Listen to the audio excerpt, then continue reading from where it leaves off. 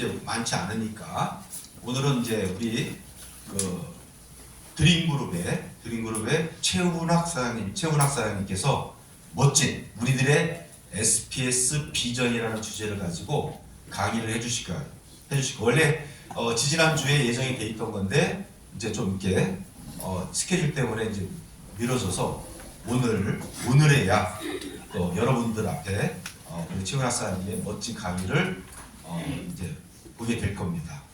그래서 아마 저도 기대가 되는데 아무튼 우리 최훈학 사장님 모셔서 강의 듣고 그리고 이 마무리 멘트를 제가 여러분께 드리도록 하겠습니다. 자, 모실 때 큰 박수로 환영해 주시죠. 최훈학 사장님 모시겠습니다.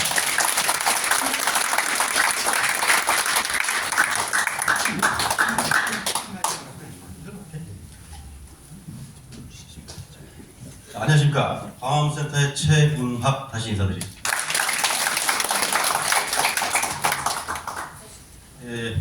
아침에 지사 오면서 사업자 사장님하고 말씀을 잠깐 나눴습니다. 사업자 사장님이 12월 4일날 날려서 많이 속상하시고 힘들다 이런 말씀을 하셔가지고서 제가 잠깐 제가 아는 지식을 잠깐 말씀드렸습니다. 드림그룹 세미나 때 회장님이 잠깐 말씀하신 건데 신용에 10만 자기 잔고 예를 들어서 1만, 2만 있더라도 실망하지 말고 시간이 지나가는 것을 기다리십시오 라는 말씀하셨습니다. 아침에 사업자분 사장님이 내 잔고도 없다 이런 얘기를 하셨는데 사실은 제가 그 신용 크레딧을 받기 전에 14,000 얼마 남은 거 14,700인가 남은 거 중에 14,000을 뺐더니 퍼스널로 빠져가지고서 아주 얌체 회원이다 이렇게 해서 그 회장님한테 찍혀서 사정사정해서 다시 원복시켰는데 무슨 말씀 드리고 싶냐면은 자 은행에서 여러분들 그 100을 차입을 하면 내가 10을 갚으면은 잔고가 차입 잔고가 90이 남고 10이 줄어드는 거죠. 그러면서 내 잔고는 늘어나진 않죠. 그러나 우리 그 베스트 클론 여러분들 상환해 보신 분은 아시겠지만 100을 차입했던 거를 10을 상환을 하면은 내 잔고 10이 그대로 늘어납니다. 결론은 상환하고 내 잔액을 합쳐서 총량은 변함이 없는 이런 방식이죠. 여러분들 이걸 잘 아시고 결코 실망하거나 이러지 마시고 지금 빼쓰는데 좀 어려운 상황은 좀 있지만 감내하시면 몇 달 후에 좋은 상황은 반드시 오리라 믿어 의심치 않습니다. 그러니까 실망하지 마시고요. 감내하시길 부탁을 드리겠습니다. 많은 선배 사업자분들 많이 계시고 저는 한 1년 정도밖에 안 됐는데 많이 계시고 그런 상황에 제가 주제 넘는 강의를 좀 오늘 해보겠습니다. 잘 경청을 부탁드리겠습니다.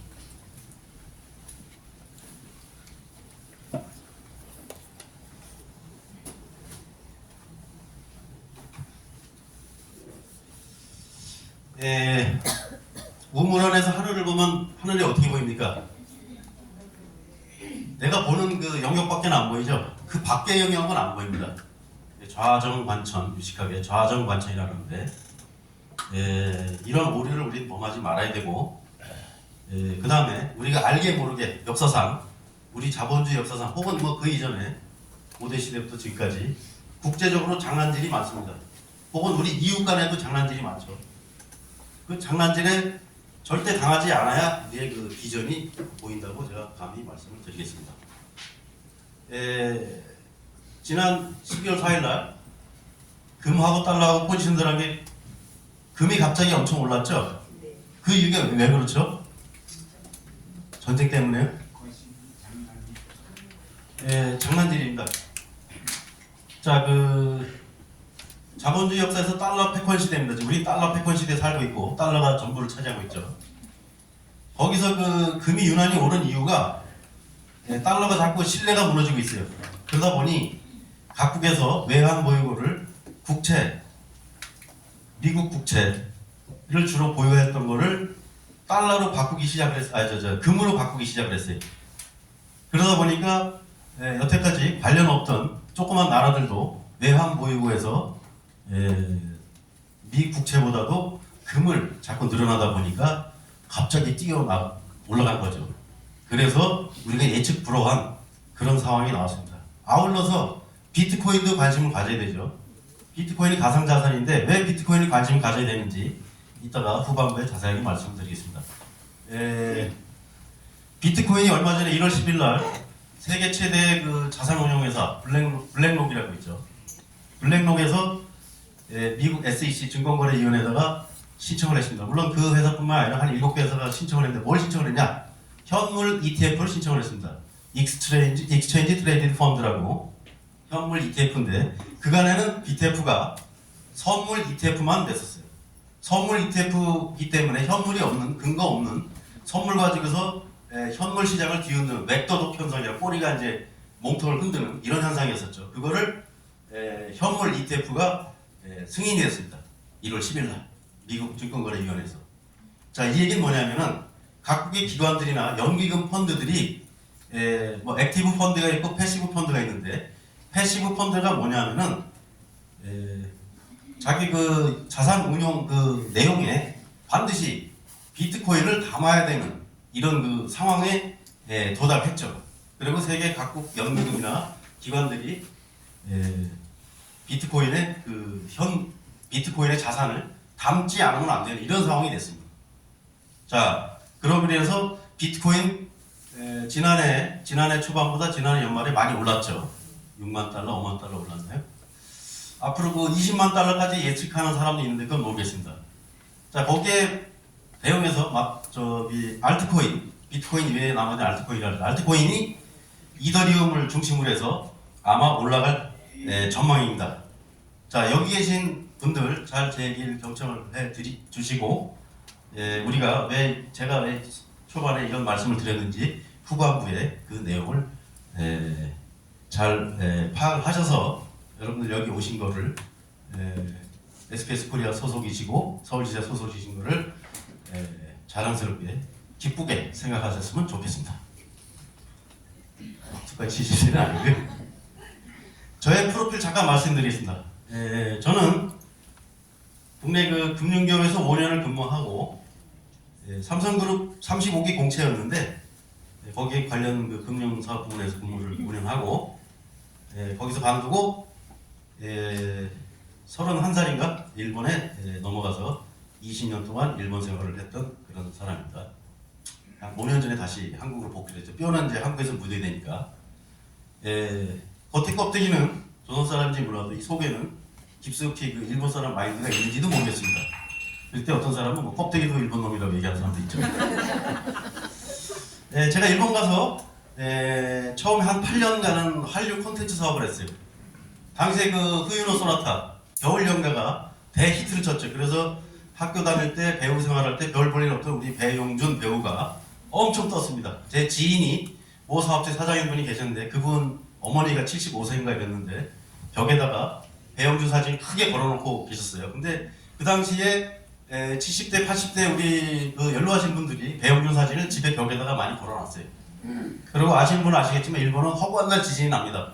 진도 3, 4 흔들 합니다. 그럴 때마다 지인의 어머니는 벽에 있는 배용준 사진을 꽉 붙잡고서 다치면 안 된다고 하는 이런 일화가 있을 정도입니다. 제 연령대인 분들 혹은 저보다 연령이 많으신 우리 선배님들, 인생의 선배님들 아시겠지만 우리 어릴 때는 미군들이 와서 군사훈련을 많이 했죠. 그래서 탱크 타고 막 왔다 갔다 하면서 저는 런닝샷을 입고 그 앞에서 얼쩡얼쩡거리는데 왜 얼쩡거렸냐? 기분이 쪼그레터. 그래서 그 흑인이 아주 교육 못 받은 무식한 놈들이죠. 하늘로 공포탄 빵빵빵 쏴대면서 기분이 쪼그레터 하니까 쪼그레터 휙 던져주고 그런 기억이 있습니다. 마찬가지로 당시에 배용준 떴을 때 우리 일본 아줌마들이 저한테 와서 한국말 하는 거 보고 안녕하세요 하고 말 하나 붙여보려고 이 세상에 뒤바뀐 그런 게 이제 우리 그 겨울 연가 여기부터 시작이 됐습니다. 참 경천동지할 그 상황이었죠. 한류 콘텐츠 사업에서 돈을 많이 벌었습니다. 수십억, 수백억까지는 아닌데 수십억 정도는 벌고서 제가 그 한류 콘텐츠 사업에 앞으로 저 같은 피레미 사업자들 힘들 걸 예상하고 석탄, 석유 등 자원 사업을 했습니다. 삼성물산이나 현대종합상사의 종합상사죠. 종합상사는 7, 80년대에 우리 입사하고 싶은 제1의 기업이 그런 종합상사였습니다. 거기에서 10년, 20년 근무한 부장들도 평생 한 번 계약할까 말까 한 광산주와의 계약, 요런 그 어려운 일을 제가 잠깐 근무를 했습니다. 그래서 인도네시아 깔리만탄까지 가서 광산주하고 계약을 추진도 했고 했는데 결국에는 되지도 않았어요. 현재 그 브로커들, 현재 그 이상한 사람들한테 장난질만 하다가 제가 당하기도 했죠. 자, 그 다음에 일본 부동산 디벨로핑 사업에 뛰어들었는데, 부동산 사업하는 사람들 아시겠지만 저희 애들이 항상 다음 주에 돼, 다음 달에 돼, 내년에 돼, 언제 돼 도대체, 이거를 제가 한 몇 년을 고생을 했었습니다. 내일 된다 이렇게 얘기를 했는데 결국에 지금도 진행 중이에요. 제가 포기를 못하고 있는데 지금도 진행 중입니다. 이거 나오면 빨리 제가 베스트에다가 집어넣으라고 생각하는데 아직도 진행 중이에요. 이게 10년 됐습니다. 그렇게 해서 일본 생활을 20년을 마치고 기회가 돼서 한국에 와서 여러분들 같이 이렇게 시작을 하게 됐습니다. 국제 장난질에 속지 말자 라고 일단은 국제 경제를 조금 이해를 하는 시간을 가져보도록 하겠습니다. 세계 경제를 좌우하는 환율이죠. 왜 내가 산 주식만 떨어지지? 왜 내가 산 코인만 떨어지지? 부동산 샀더니 가격 폭락했다. 금리 올라서 이자 내기 바쁘다. 요즘 상황이죠. 외화여금 갔더니 환율 폭락. 환율 폭락은 이 달러가 가치가 떨어진 거죠. 그래서 금리를 바탕으로 해서 투자 종목과 시점을 대충은 알고 넘어가야 되겠습니다. 유럽의 워렌 버핏이죠. 포스트할라니. 달걀 모형 이론이 있습니다. 지금이 금리가 높죠. 이용률 사장님 지금 어느 시점이죠? 이 달걀 모형 이론에서 이용률 사장님 아마 3.5%가 쭉 지속이 돼서 이렇게 가고 있는 상황이지 않는가 싶죠. 이 시점은 아니죠. 이 시점에서는 예금을 인출하라 그랬어요. 근데 예금 인출하라 그랬더니 예금을 또 입금을 해요. 예금 인출해서 채권 투자를 해야 되죠. 채권 말고 SPS에 집어넣으시면 됩니다. 요 시점에서 부동산 투자를 하라고 그랬더니 부동산을 또 팔아먹어요. 요 시점에서 주식 투자하라 그랬더니 주식을 또 팔아먹어요. 이거를 기본적인 토스탈란이 이 달걀 모형 이론을 거스르는 행동을 했기 때문에 저렇게 내가 산 주식만 떨어지고 내가 산 코인만 떨어지고 이런 현상이 벌어지는 겁니다. 자, 이게 다라고 생각하시죠? 아닙니다. 세계 경제는 사실은 더 무서운 게 있어요. 환율입니다. 환율.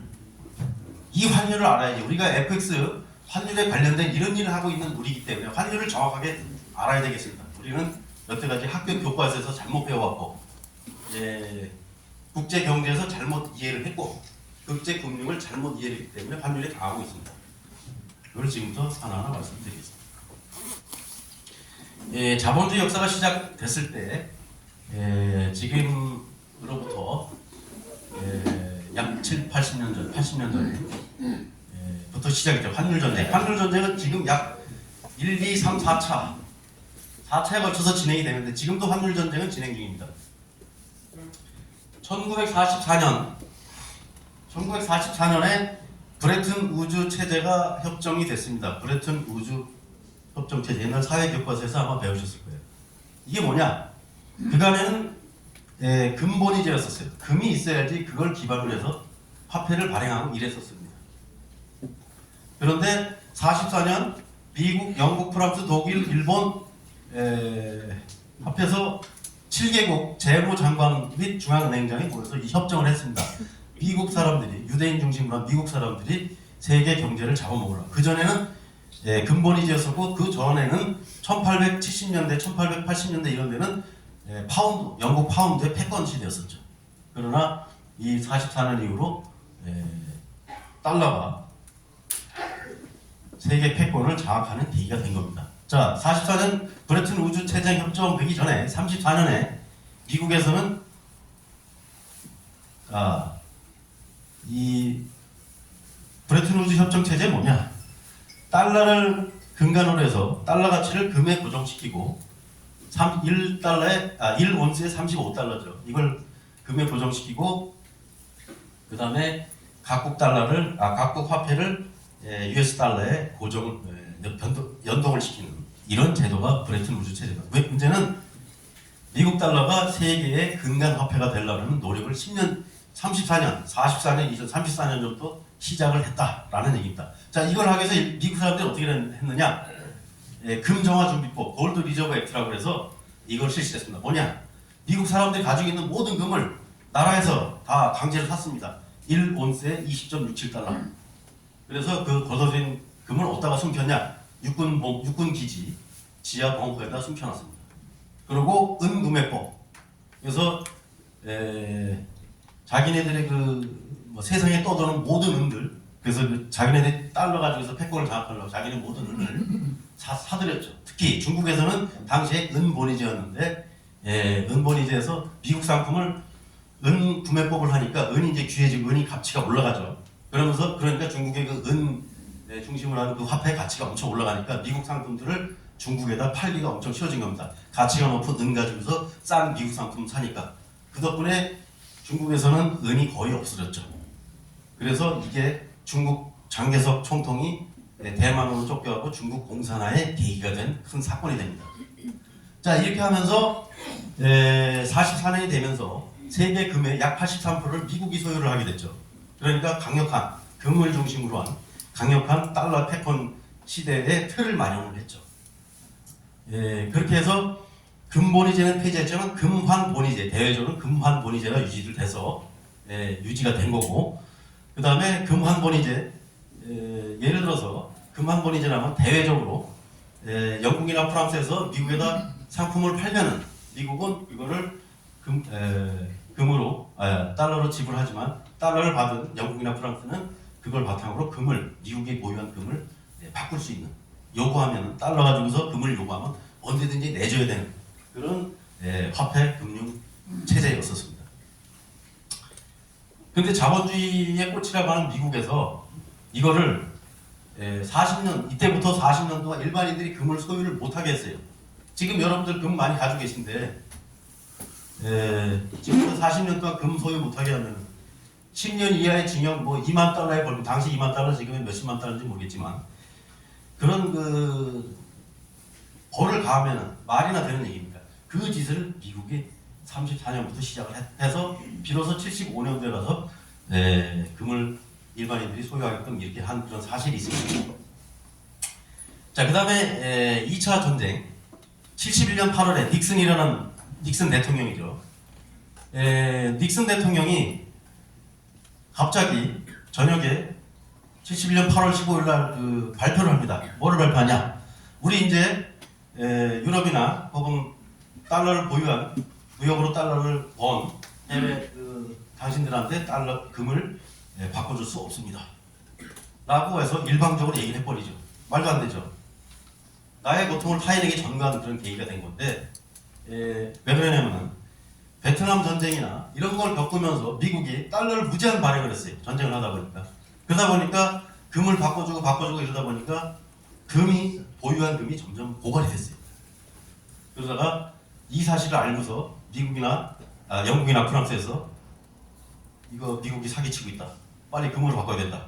이런 움직임이 있었어요. 그걸 미리 알아채고서 닉슨 대통령이 71년 8월 15일 날 금 못 바꿔주겠다라고 얘기했습니다. 그러면서 금하고 달러하고 연결고리를 완전히 끊어버렸죠. 이때부터 금하고 연결고리를 끊으면서 변동환율제로 갑니다. 달러에 의해서 각국 화폐가 변동이 되는 이런 체제로 갑니다.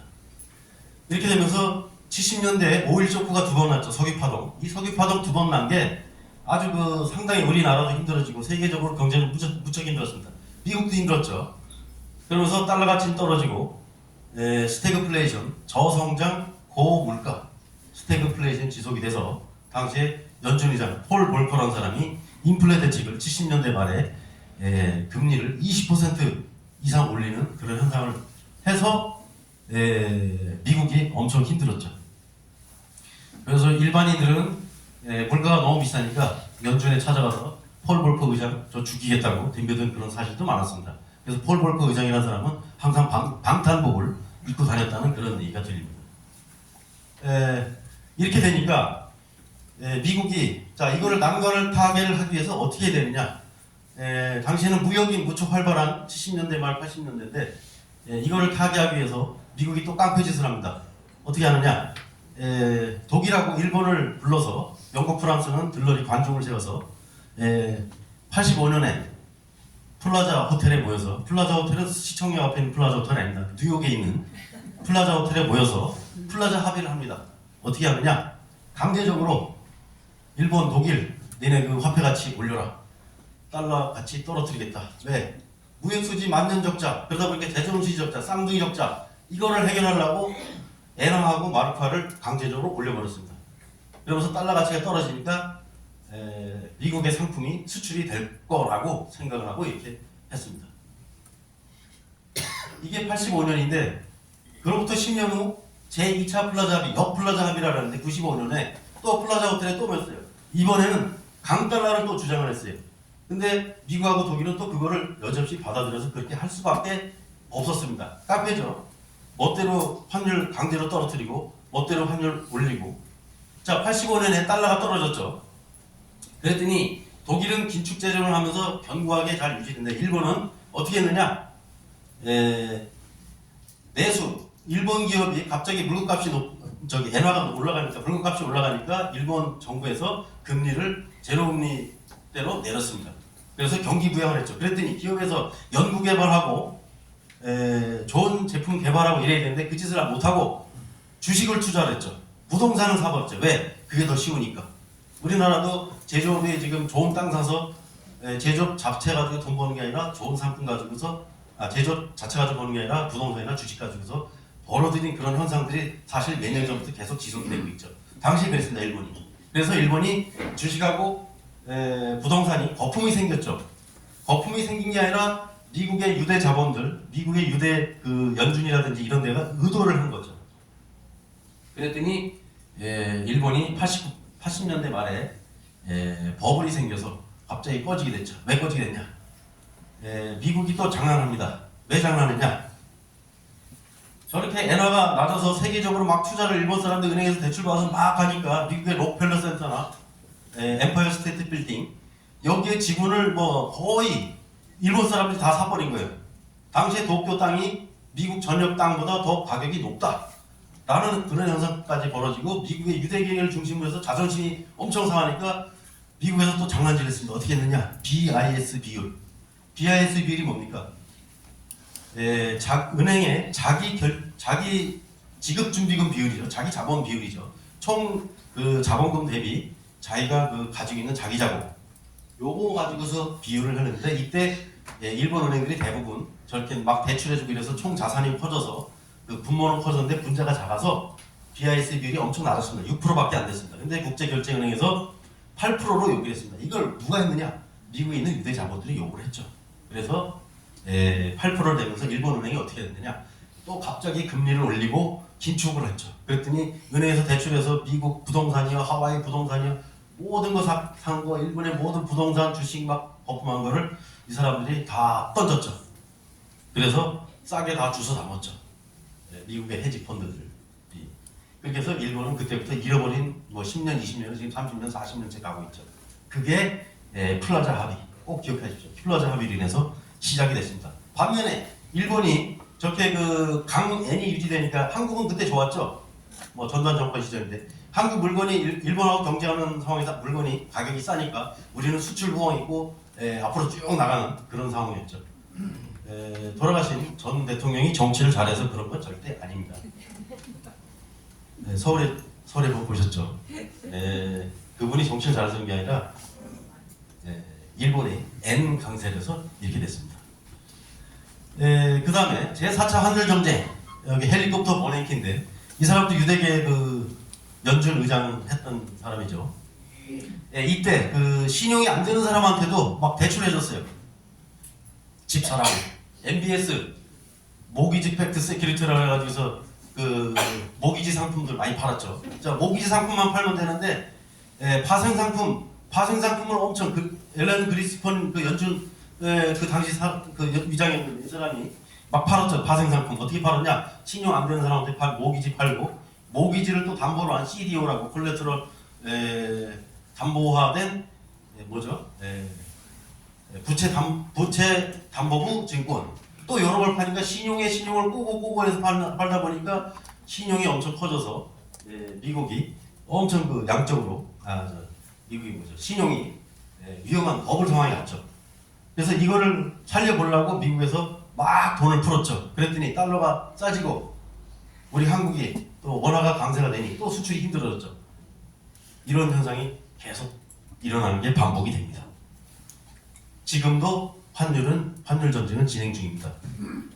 제가 이 환율 파트를 좀 길게 하는 이유는 있습니다. 반드시 새기셔서 왜 우리가 이걸 중히 봐야 되는지 여기시길 바랍니다. 자, 지금은 달러 패권이냐 중국의 위안화 패권이냐 중국하고 미국하고 지금 엄청 신경을 끄면서 싸우고 있죠. 2030년 지금부터 약 5, 6년 후에는 아마 CBDC 중앙은행 디지털 커런시 중앙은행 디지털 화폐가 아마 많이 세상을 지배할 겁니다. 중국 위안화는 벌써 3년 4년 전부터 중앙은행 디지털 화폐를 많이 했습니다. 미국은 좀 뒤져서 그거를 이제부터 하려고 하니 늦어서 JP모건 체이스 같은 상업은행하고 끼고서 스테이블 코인 가지고서 그걸 어떻게 해보려고 지금 대항을 하고 있습니다. CBDC 중앙은행 디지털 화폐 이거를 왜 하느냐? 여러분들 우리 뭐죠? 프리월릿 하면은 거기다가 여러분들 각자 가지고 계신 그 은행에 스위프트 코드 집어넣으시죠. 스위프트 코드가 뭡니까? 옛날에 오래되신 분은 아시겠지만 옛날에는 무역을 텔렉스로 했습니다. 텔렉스. 그러나 그게 시대가 바뀌어서 스위프트, SWIFT, 스위프트 가지고서 무역을 하기 시작했습니다. 이게 뭐냐? 석유권, 뭐건 모든 무역은 달러로 해야 된다라는 미국의 유대인계 연준에서 혹은 관련 기관들이 그렇게 만든 겁니다. 그래서 달러가 아니면 석유 결제를 못하게, 달러가 아니면 무역을 못하게 만들었던 시스템인데 이거를 중국에서 바꾸려고 지금 하고 있는 겁니다. 그래서 브릭스, 브라질, 러시아, 인도, 남아프리카공화국은 지금 이 결제 통화를 중국의 위안화 디지털화된 이거로 지금 바꿔 나가고 있는 중입니다. 2030년 되면은 이 비중이 엄청 커질 겁니다. 미국의 달러가 약간 무너지기 시작을 하고 있죠. 그래서 금이 12월 4일날 그렇게 올라갔던 그 원인 중에 하나도 여기에 있습니다. 그거를 꼭 아시고 스테이블 코인, 그다음에 CBDC 의 중요성이 점점 대두되니까 그 사실을 알길 바라겠습니다. 아까 말씀드렸던 대로 1870년대는 파운드가 패권을 장악했고 브레튼우즈 체제 1944년부터 달러의 패권이 시작이 됐죠. 그리고 현재 우리들은 달러 패권 시대에 살고 있습니다. 달러 빚을 내서 어떻게 한다라는 모든 얘기들이 우리가 살아온 이 환경 속에서 지속이 됐습니다. 그러나 영원하진 않겠죠. 우리가 살고 있는 재생에 아마 달러가 흔들흔들하고 이런 데가 올 수도 있을 거고 그럴지도 모르겠습니다. 피해. 자, 우리 IMF가 피해를 입었는데 그때 97년 12월 달에 터졌죠. 97년 3월, 97년 9월에 조선일보의 기사입니다. 이거는 조선일보가 일부러 만든 기사가 아닙니다. 보시겠지만 한국 경제 위기 아니다. 누가 얘기했냐? IMF 총재 미셸 캉드시 IMF 총재가 일부러 얘기를 했습니다. 그 당시에 한국은 어땠냐? 멕시코하고는 다르다. 규제 완화하면 한국 수출 전망이 밝다. 한국 사람은 근면성실하고 활기가 넘쳐서 한국의 강점이다. 라고 정보를 왜곡을 자꾸 했죠. 그것도 97년 상반기와 하반기에. 그러다가 12월 5일 갑자기 IMF 사태가 터졌죠. 전날도 몰랐습니다. 우리는 그래서 갑자기 당했죠. 말씀드렸던 대로 정보를 왜곡한 겁니다. 국제 헤지 펀드 주로 유대계 사람들은 정보를 왜곡을 많이 시킵니다. 이용렬 사례 나폴레옹 전쟁 아시죠? 워털루 전투. 워털루 전투에서 어떻게 했습니까? 우리 워털루 전투에서 유대계 유명한 가문이죠. 로스차일드 가문.